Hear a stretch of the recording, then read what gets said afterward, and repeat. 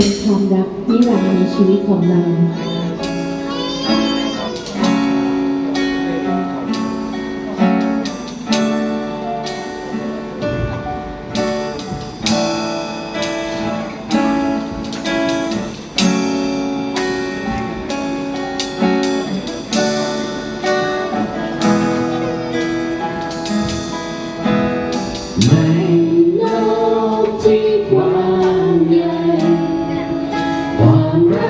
มีความหมายทุกใจได้ไปตามกันเมื่อฉันได้สัมผัสความรักของพระเจ้านั้นมันทำให้ฉันเข้าใจรักพระองค์ด้วยพลังที่แสนยิ่งใหญ่ชีวิตที่เคยเลวร้ายในวันนี้มันเปลี่ยนไปความรักเราฉันอัศจรรย์คือรักที่พร้อมและให้คนอย่างฉันได้เริ่มใหม่ให้ชีวิตฉันมีความหมายความรักเราฉันอัศจรรย์คือรักที่พร้อมยอมตายคือให้ความหวังให้ชีวิตใหม่ในความรักของพระเยซูเท่านั้นฮาเลลูยา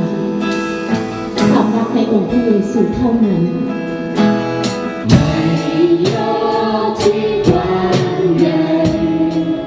ความรักที่มีเงื่อนไขขอเพียงแค่ใจรักมาความรักที่คุณค่าเพียงเชื่อในใจศรัทธาในองค์พระเจ้าเท่านั้น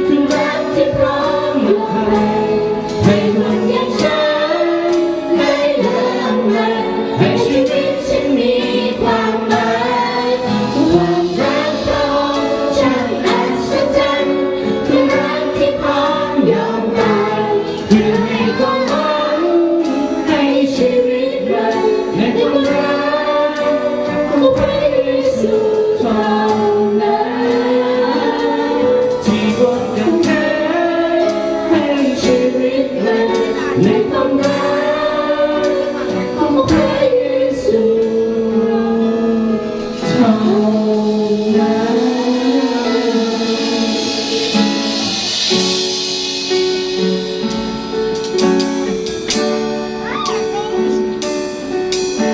พระองค์เจ้าค่ะข้าพระองค์ขอบคุณพระองค์ที่พระเจ้านำพาชีวิตของข้าพระองค์มาจนถึงวันนี้ด้วยพระคุณและความรักของพระองค์ด้วยพระเมตตาคุณของพระองค์ที่ประยุงชีวิตของข้าพระองค์ทุกโมงยามในยามที่ข้าพระองค์เหนื่อยใจและท้อถอยด้วยความรักของพระองค์โอบกอดใจของข้าพระองค์ไว้เมื่อข้าพระองค์หมดหวังและหมดกำลังใจพระเจ้าทรงความเมตตาของพระองค์พระองค์ทรงดูแลข้าพระองค์ทำให้ข้าพระองค์นั้นมีหัวใจที่ฟื้นขึ้นมาด้วยความรักและพระเมตตาคุณของพระองค์พระเจ้ามีพระสัญญาแน่นอนในชีวิตของข้าพระองค์และแผนการของพระองค์ในชีวิตของข้าพระองค์ไปสู่เป้าหมายพระองค์ยังให้ข้าพระองค์อยู่ที่นี่เพื่อแสวงหาน้ำพระทัยของพระองค์เพื่อจะรู้ถึงความรักมั่นคงของพระองค์เพื่อที่จะสรรเสริญพระองค์ขอให้ความดีงามของพระกิตติคุณของพระองค์จารึกในหัวใจของเราทั้งหลาย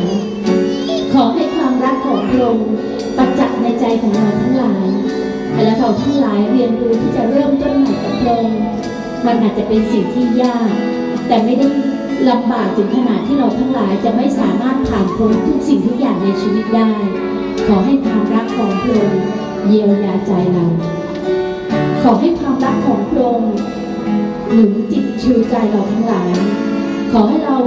สามารถที่จะเผชิญทุกสิ่งทุกอย่างโดยที่พระเยซูคริสต์เจ้าเป็นผู้เสริมกำลังขอบคุณพระเจ้าสรรเสริญพระองค์